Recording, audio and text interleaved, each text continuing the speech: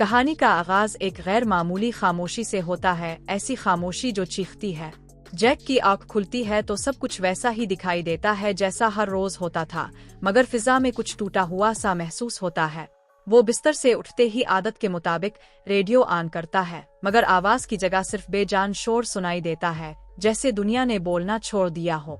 Jack पहले इसे एक मामूली खराबी समझता है, फिर फोन उठाकर दोस्तों को कॉल करता है, मगर लाइन मुर्दा होती है। ये वो पहला लम्हा होता है जब इसके दिल में एक हल्की सी बेचैनी जन्म लेती है। वो खुद को समझाता है कि शायद नेटवर्क का मसला हो, शायद आज शहर कुछ देर के लिए सो गया हो। मगर जब वो दफ्तर के लिए निकलता है और सड़कों पर गैर फितरी खामोशी देखता है तो इसका दिल तेज धड़कने लगता है। रास्ते में वो एक पेट्रोल पंप पर रुकता है, अंदर दाखिल होता है तो काउंटर खाली होता है, जैसे किसी ने वक्त को अचानक रोक दिया हो। किचन से उठता हुआ धुआं इसे चौंका देता है। वो आगे बढ़ता है तो देखता है कि पानी उबल रहा है, मगर आसपास कोई इंसान मौजूद नहीं। टॉयलेट का बंद दरवाजा भी खाली निकलता है। ये सब जैक के लिए एक डरावना ख्वाब बनता जा रहा होता है। वो बाहर निकलकर सड़क पर नजर दौड़ाता है, ना पिछली सड़क पर कोई है, ना अगली पर। शहर जो कभी शोर से भरा रहता था, अब एक खाली स्टेज बन चुका था। जैक उम्मीद के सहारे दफ्तर पहुंचता है, शायद वहां कोई जवाब मिल जाए, मगर रास्ते में एक घर से हरकत की आवाज इसे रोक लेती है। वो दरवाजा खटखटाता है, कोई जवाब नहीं देता। आखिरकार शीशा तोड़कर अंदर दाखिल होता है तो घर वीरान पड़ा होता है। पानी की टूटी पाइपलाइन फर्श को डुबो रही होती है। वो पानी बंद करता है, मगर इसके अंदर सवालों का सैलाब बढ़ता जाता है। आगे बढ़ते हुए इसे सड़क के बीचों बीच एक गैस टैंकर दिखाई देता है। वायरलेस पर आवाज देने की कोशिश भी नाकाम रहती है। जब वो शहर के मरकज में पहुंचता है तो हकीकत पूरी शिद्दत से सामने आ जाती है। यहाँ कोई नहीं है, ना जिंदा ना मुर्दा। यहाँ तक कि एक तैयारा हादसा भी खाली है, जैसे मौत ने भी इस दुनिया को छोड़ दिया हो। दफ्तर में मशीनें चल रही होती हैं, स्क्रीनें रोशन होती हैं, मगर इंसान गायब हैं। अचानक एक पैगाम उभरता है, ऑपरेशन फ्लैश लाइट मुकम्मल हो चुका है। जैक के कदम कांपने लगते हैं। वो कंट्रोल रूम में दाखिल होता है तो इसका बास अपनी कुर्सी पर बेजान बैठा होता है। खौफ, सदमा और हकीकत एक साथ टकरा कर जैक को तोड़ देते हैं। जब दफ्तर के दरवाजे खुद ब खुद बंद हो जाते हैं तो वो रिकॉर्डर पर वो अल्फाज छोड़ता है जो शायद कभी कोई सुन ना पाए, फिर धमाके के जरिए खुद को आजाद कर लेता है।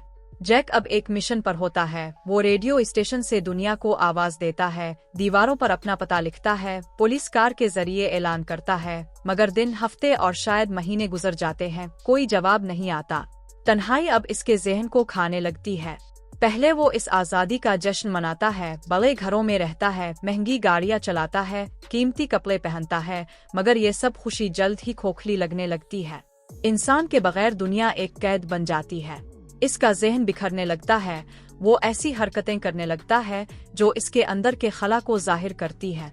आखिरकार वो खुदकुशी के ख्याल तक पहुंच जाता है, मगर फिर जिंदगी को एक और मौका देने का फैसला करता है। और फिर एक दिन खामोशी टूटती है। एक अजनबी आवाज, एक बंदूक की नोक और एक लड़की, जेनी।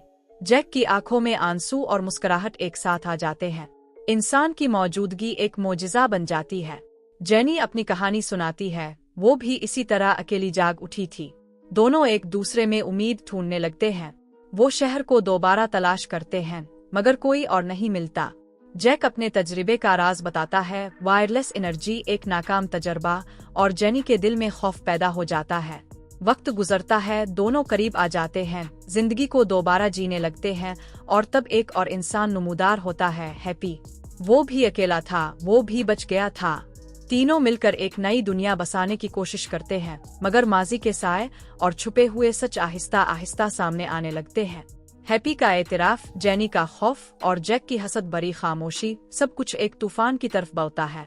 जब जैक को मालूम होता है कि वही वाकया दोबारा होने वाला है तो वक्त कम रह जाता है।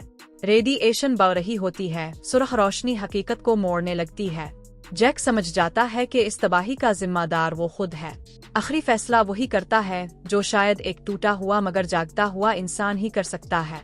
वो खुद को कुर्बान करने का रास्ता चुनता है ताकि बाकी दो जिंदा रह सके, ताकि दुनिया को शायद एक और मौका मिल सके। धमाका, रोशनी और फिर खामोशी। जैक खुद को एक वीरान साहिल पर पाता है, बिल्कुल अकेला। शायद ये अंजाम है, शायद एक नया आगाज। दुनिया फिर से खाली है, मगर इस बार जैक जानता है कि तन्हाई की कीमत क्या होती है। अगर आपको ये कहानी पसंद आई हो तो बताएं, क्या जैक का फैसला दुरुस्त था? क्या इंसान वाकई तन्हाई में जिंदा रह सकता है? हमें एक दूसरे की जरूरत ही हमारी असल कमजोरी और ताकत दोनों है। वीडियो को लाइक करें, चैनल को सब्सक्राइब करें और कमेंट में अपनी राय जरूर दें ताकि हम ऐसी ही गहरी, संजीदा और फिल्मी कहानियों के साथ दोबारा लौट सके।